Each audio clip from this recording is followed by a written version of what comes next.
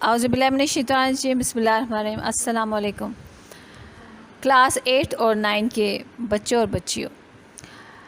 بیٹا آپ لوگوں کو سورہ انفال کے بارے میں اپنے پہلے لیکچرز میں بتا چکی ہوں، ان کی تعارف بھی کروا چکی ہوں، اس کی ڈیٹیل بتا چکی ہوں، اور آیات 1 سے لے کے 10 تک میں بتا چکی ہوں آپ کو۔ اس میں مومنوں کی صفات تھیں، گروہوں کے بارے میں تھا، اللہ تعالیٰ سے ڈرنا اور آپس کے معاملات درست کرنے تھے، اللہ اور رسول کی اطاعت تھی، اور ایمان والوں کی جو صفت ہے اس میں کہ جب اللہ تعالیٰ کی آیات میں پڑھی جاتی ہیں تو کس طرح ان کا ایمان زیادہ ہو جاتا ہے، یہ ہم پڑھ چکے ہیں۔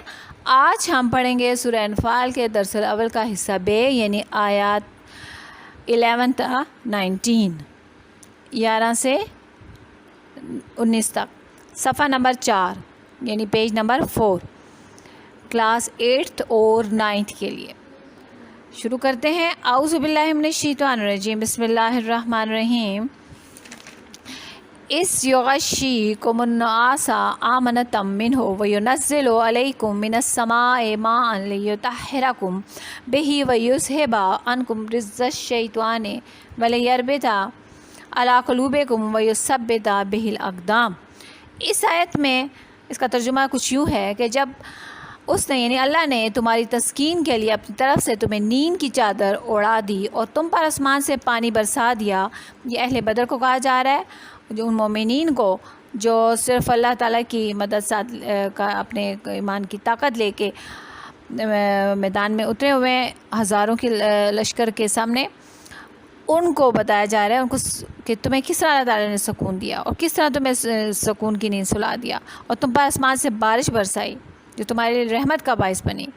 وَيُنَزِّلُ عَلَيْكُم مِّنَ السَّمَاءِ مَاءً، اور تمہارے لیے آسمان سے پانی برسایا گیا تاکہ تم اس سے نہلا کر پاک کر دیے جاؤ، لِيُطَہِّرَكُم، تاکہ تم پاک کر دیے جاؤ، بِهِ وَيُذْهِبَ عَنْكُم، کس لیے، اور کہ تم سے دور کر دی جائے رجز الشیطان، شیطانی نجاست، ناپاکی، تو اس سے شیطانی نجاست کو تم سے دور کر دے، وَلِيَرْبِطَ عَلَىٰ قُلُوبِكُم، اور اس لیے بھی کہ ان کے دلوں پہ کیا کر دے اللہ تعالیٰ، تمہارے دلوں کو مضبوط کر دے اور سے تمہارے پاؤں جمائے رکھے، وَيُثَبِّتَ، ثابت قدم رکھے، بِهِ الْأَقْدَامِ، اور تمہارے پاؤں جمائے رکھے۔ اِذْ یُوحِی رَبُّکَ إِلَى الْمَلَائِکَةِ، جب تمہارا پروردگار فرشتوں کو ارشاد فرماتا تھا کہ میں تمہارے ساتھ ہوں، انی معکم، کہ میں تمہارے ساتھ ہوں، فَثَبِّتُوا الَّذِينَ آمَنُوا، میں تمہارے ساتھ ہوں، تم مومنوں کو تسلی دو کہ ثابت قدم رہیں، یعنی اللہ تعالیٰ فرشتوں کو۔ اب یہ بھی انعام ہے، پہلے ہم نے صفات پڑھی تھی پہلی آیات میں، اب یہاں پہ انعامات کا ذکر ہے ان آیات میں کہ اللہ تعالیٰ نے کس طرح انعام دیے ان مومن لوگوں کو جن میں وہ صفات پائی گئیں، مومن ہوئے۔ تو یہ ہر مومن ہے بیٹا، اس وقت صرف اہل بدر کے مومنین سے خطاب نہیں ہے، یہ رہتی دنیا تک کے مسلمانوں مومنوں سے خطاب ہے کہ جب تم میں یہ اچھائیاں ہوں گی جو اللہ تعالیٰ نے کہا ہے، مومن ہوگے تو میں تمہارے ساتھ ہوں، جیسی بھی مشکل ہوگی تو اس میں تمہارے ساتھ ہوں، میں تمہاری مدد کو پہنچوں گا، مجھے پکارو گے ان صفات کے ساتھ۔ تو اس میں اللہ تعالیٰ نے ایک تو ان کے اوپر انعام کیا، ان کو سکون کی نیند آ گئی، آسمان سے پانی برسایا، وہ پاک صاف ہو گئے، اور ان کے دلوں کو مضبوط کر دیا، فرشتوں کے ذریعے ان کی مدد کی، اور جو ڈر اور خوف مسلمانوں کے دلوں میں تھا وہی خوف اور دہشت اب کفار کے دل میں اللہ تعالیٰ نے ڈال دیا، ادھر مسلمانوں کے قدم مضبوط ہو گئے۔ آگے ہے اِذْ یُوحِی رَبُّکَ إِلَى الْمَلَائِکَةِ أَنِّی مَعَکُم فَثَبِّتُوا الَّذِینَ آمَنُوا سَأُلْقِی فِی قُلُوبِ الَّذِینَ کَفَرُوا الرُّعْبَ فَاضْرِبُوا فَوْقَ الْأَعْنَاقِ فَاضْرِبُوا مِنْہُمْ کُلَّ بَنَانٍ۔ اللہ پھر کیا کہتا ہے کہ میں ابھی سَأُلْقِی فِی قُلُوبِ الَّذِینَ کَفَرُوا الرُّعْبَ، میں ابھی کافروں کے دلوں میں رعب اور ہیبت ڈالے دیتا ہوں، تو ان کے سر مار کر اڑا دو، فَاضْرِبُوا فَوْقَ الْأَعْنَاقِ، ان کے سر مار کر اڑا دو اور ان کا پور کاٹ دو، وَاضْرِبُوا مِنْهُمْ كُلَّ بَنَانٍ کا پور مار کر توڑ دو. اور یہ سزا اسی لیے دی گئی. کیوں؟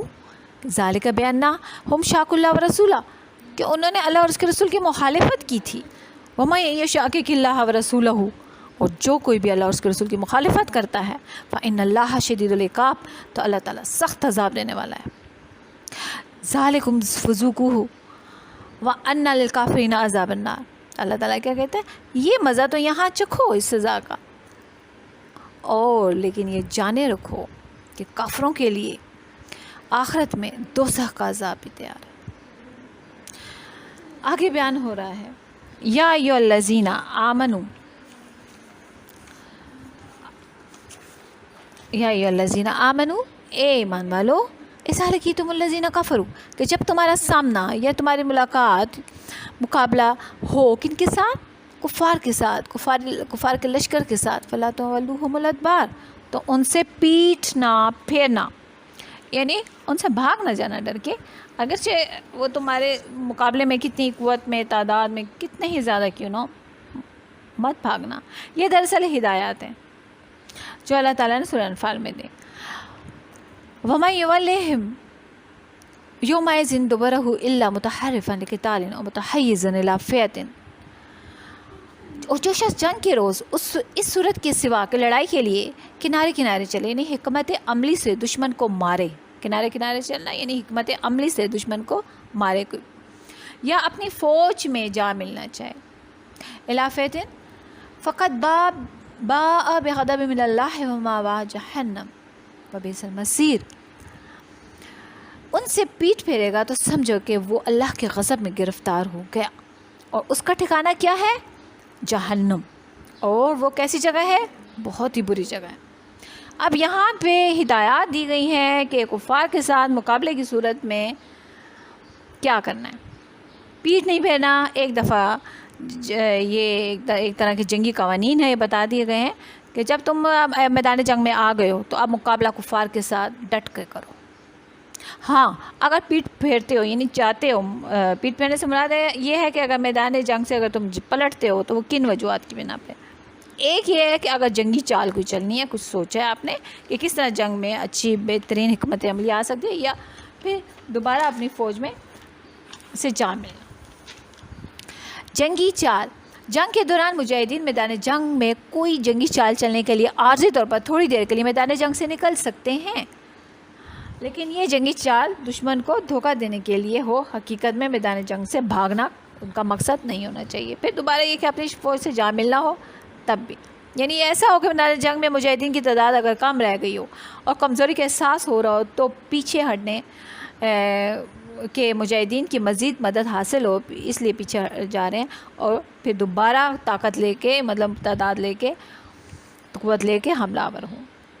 اور جو بھاگ گئے ہیں تو ان کی سزا تو بہت ہی خطرناک ہے. اللہ تعالیٰ کہتے ہیں کہ ایسے جو بھاگ گئے ہیں نا، اگر جنہوں نے ان دو صورتوں کے علاوہ واپس نہیں آنا تو ان کا ٹھکانہ جہنم ہے، جو بہت بری جگہ ہے. اس سے آگے پھر میں آپ کو نیکسٹ لیکچر میں بتاؤں گی. صدق اللہ العظیم. اللہ تعالیٰ ہمیں سے سمجھنے کی توفیق دے اور اس پہ عمل کرنے کا توفیق عطا فرمائے.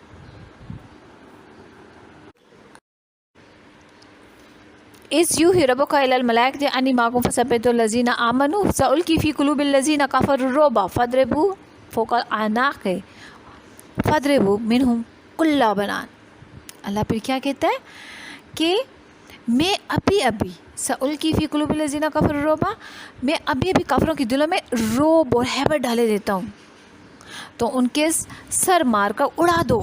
فاضربوا فوق الاعناق، ان کے سر مار کر اڑا دو اور ان کا پور کاٹ دو. وَاضْرِبُوا مِنْهُمْ كُلَّ بَنَانٍ، کا پور مار کر توڑ دو. اور یہ سزا اسی لیے دی گئی. کیوں؟ ذَلِكَ بِأَنَّهُمْ شَاقُوا اللَّهَ وَرَسُولَهُ، کہ انہوں نے اللہ اور اس کے رسول کی مخالفت کی تھی. وَمَن يُشَاقِقِ اللَّهَ وَرَسُولَهُ، اور جو کوئی بھی اللہ اور اس کے رسول کی مخالفت کرتا ہے فَإِنَّ اللَّهَ شَدِيدُ الْعِقَابِ، تو اللہ تعالیٰ سخت عذاب دینے والا ہے. ذالکم فذوقوہ وَأَنَّ لِلْكَافِرِينَ عَذَابَ النَّارِ. اللہ تعالیٰ کیا کہتے ہیں؟ یہ مزہ تو یہاں چکھو اس سزا کا، اور لیکن یہ جانے رکھو کہ کافروں کے لیے آخرت میں دوزخ کا عذاب بھی تیار ہے۔ آگے بیان ہو رہا ہے یا ایھا الذین آمنو، یا ایھا الذین آمنو، اے ایمان والو، اذا لقیتم الذین کفروا، کہ جب تمہارا سامنا یا تمہاری ملاقات مقابلہ ہو کن کے ساتھ؟ کفار کے ساتھ، کفار کے لشکر کے ساتھ، فلا تولوہم الادبار، تو ان سے پیٹھ نہ پھیرنا، یعنی ان سے بھاگ نہ جانا ڈر کے، اگرچہ وہ تمہارے مقابلے میں کتنی قوت میں، تعداد میں کتنے ہی زیادہ کیوں نہ ہو، مت بھاگنا۔ یہ دراصل ہدایات ہیں جو اللہ تعالیٰ نے سورہ انفال میں دی۔ وَمَن يُوَلِّهِمْ يَوْمَئِذٍ دُبُرَهُ إِلَّا مُتَحَرِّفًا لِقِتَالٍ أَوْ مُتَحَيِّزًا إِلَىٰ فِئَةٍ، اور جو شخص جنگ کے روز اس صورت کے سوا کہ لڑائی کے لیے کنارے کنارے چلے، یعنی حکمت عملی سے ہی وَيُذْهِبَ عَنْكُمْ، کس لیے؟ اور کہ تم سے دور کر دی جائے رجز شیطان، شیطانی نجاست، ناپاکی، تو اس سے شیطانی نجاست کو تم سے دور کر دے، وَلِيَرْبِطَ عَلَىٰ قُلُوبِكُمْ، اور اس لیے بھی کہ ان کے دلوں پہ کیا کر دے اللہ تعالیٰ، تمہارے دلوں کو مضبوط کر دے، اور سے تمہارے پاؤں جمائے رکھے، وَيُثَبِّتَ، ثابت قدم رکھے، بِهِ الْأَقْدَامَ، اور تمہارے پاؤں جمائے رکھے۔ اِذْ یُوحِی رَبُّکَ إِلَى الْمَلَائِکَةِ، جب تمہارا پروردگار فرشتوں کو ارشاد فرماتا تھا کہ میں تمہارے ساتھ ہوں، انی معکم، کہ میں تمہارے ساتھ ہوں، فَثَبِّتُوا الَّذِینَ آمَنُوا، میں تمہارے ساتھ ہوں، تم مومنوں کو تسلی دو کہ ثابت قدم رہیں، یعنی اللہ تعالیٰ فرشتوں کو۔ اب یہ بھی انعام ہے، پہلے ہم نے صفات پڑھی تھی پہلی آیات میں، اب یہاں پہ انعامات کا ذکر ہے ان آیات میں، کہ اللہ تعالیٰ نے کس طرح انعام دیے ان مومن لوگوں کو جن میں وہ صفات پائی گئیں، مومن ہوئے۔ تو یہ ہر مومن ہے بیٹا، اس وقت صرف اہل بدر کے مومنین سے خطاب نہیں ہے، یہ رہتی دنیا تک کے مسلمانوں مومنوں سے خطاب ہے کہ جب تم میں یہ اچھائیاں ہوں گی جو اللہ تعالیٰ نے کہا ہے، مومن ہوگے تو میں تمہارے ساتھ ہوں، جیسی بھی مشکل ہوگی تو اس میں تمہارے ساتھ ہوں، میں تمہاری مدد کو پہنچوں گا، مجھے پکارو گے ان صفات کے ساتھ۔ تو اس میں اللہ تعالیٰ نے ایک تو ان کے اوپر انعام کیا، ان کو سکون کی نیند آ گئی، آسمان سے پانی برسایا، وہ پاک صاف ہو گئے، اور ان کے دلوں کو مضبوط کر دیا، فرشتوں کے ذریعے ان کی مدد کی، اور جو ڈر اور خوف مسلمانوں کے دلوں میں تھا وہی خوف اور دہشت اب کفار کے دل میں اللہ تعالیٰ نے ڈال دیا، ادھر مسلمانوں کے قدم مضبوط ہو گئے۔ آگے ہے دشمن کو مارے، کنارے کنارے چلنا یعنی حکمت عملی سے دشمن کو مارے، یا اپنی فوج میں جا ملنا چاہے۔ الافیت فقط باء بغضب من اللہ ومأواہ جہنم وبئس المصیر، ان سے پیٹ پھیرے گا تو سمجھو کہ وہ اللہ کے غضب میں گرفتار ہو گیا، اور اس کا ٹھکانہ کیا ہے؟ جہنم، اور وہ کیسی جگہ ہے؟ بہت ہی بری جگہ ہے۔ اب یہاں پہ ہدایات دی گئی ہیں کہ کفار کے ساتھ مقابلے کی صورت میں کیا کرنا ہے، پیٹ نہیں پھیرنا۔ ایک دفعہ یہ ایک طرح کے جنگی قوانین ہیں، یہ بتا دیے گئے ہیں کہ جب تم میدان جنگ میں آ گئے ہو تو اب مقابلہ کفار کے ساتھ ڈٹ کے کرو۔ ہاں اگر پیٹ پھیرتے ہو یعنی چاہتے ہو، پیٹ پھیرنے سے مراد یہ ہے کہ اگر میدان جنگ سے اگر تم پلٹتے ہو تو وہ کن وجوہات کی بنا پہ؟ ایک یہ ہے کہ اگر جنگی چال کوئی چلنی ہے، کچھ سوچا ہے آپ نے کہ کس طرح جنگ میں اچھی بہترین حکمت عملی آ سکتی ہے، یا پھر دوبارہ اپنی فوج میں سے جا ملنا۔ جنگی چال، جنگ کے دوران مجاہدین میدان جنگ میں کوئی جنگی چال چلنے کے لیے عارضی طور پر تھوڑی دیر کے لیے میدان جنگ سے نکل سکتے ہیں، لیکن یہ جنگی چال دشمن کو دھوکہ دینے کے لیے ہو، حقیقت میں میدان جنگ سے بھاگنا ان کا مقصد نہیں ہونا چاہیے۔ پھر دوبارہ یہ کہ اپنی فوج سے جا ملنا ہو تب بھی، یعنی ایسا ہو کہ میدان جنگ میں مجاہدین کی تعداد اگر کم رہ گئی ہو اور کمزوری کا احساس ہو رہا ہو تو پیچھے ہٹنے کہ مجاہدین کی مزید مدد حاصل ہو، اس لیے پیچھے جا رہے ہیں، اور پھر دوبارہ طاقت لے کے، مطلب تعداد لے کے، قوت لے کے حملہ آور ہوں۔ اور جو بھاگ گئے ہیں تو ان کی سزا تو بہت ہی خطرناک ہے. اللہ تعالیٰ کہتے ہیں کہ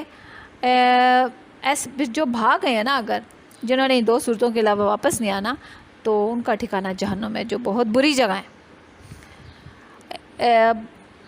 اس سے آگے پھر میں آپ کو نیکسٹ لیکچر میں بتاؤں گی. صدق اللہ العظیم. اللہ تعالیٰ ہمیں سے سمجھنے کی توفیق دے اور اس پہ عمل کرنے کا توفیق عطا فرمائے.